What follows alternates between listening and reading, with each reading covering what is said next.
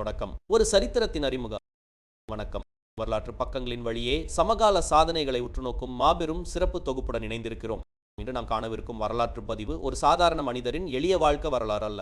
ஒரு தேடலின் உச்சம் எப்படி மாபெரும் கண்டுபிடிப்பாக மாறுகிறது, ஒரு சாமானியன் எப்படி ஒரு பெரும் நகரத்தின் அசைக்க முடியாத அடையாளமாக மாறுகிறான் என்பதற்கான காலப்பெட்டகம். சற்றே அமைதி காத்து வரலாற்று பாதையில் பயணிக்க தயாராகுங்கள். அந்த கதை உங்கள் சிந்தனையை நிச்சயம் மறுபரிசீலனை செய்ய வைக்கும். ஒரு சிறுவன் 3ஆம் வகுப்போடு தனது பள்ளி படிப்பை நிறுத்த வேண்டிய சூழலுக்கு தள்ளப்படுகிறான்.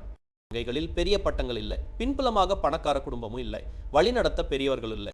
அதே சிறுவன் பின்னாளில் இந்தியாவின் எடிசன் என்று ஒட்டுமொத்த தேசத்தாலும் புகழப்படும் நிலைக்கு உயர்ந்தார்.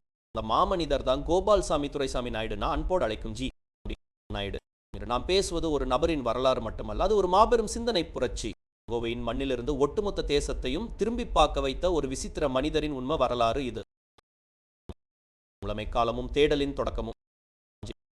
நாயுடு அவர்கள் 1893ஆம் மார்ச் மாதம் 23ஆம் நாள் கோயம்புக்கு அருகில் உள்ள கலங்கல் என்னும் சிறிய கிராமத்தில் பிறந்தார்.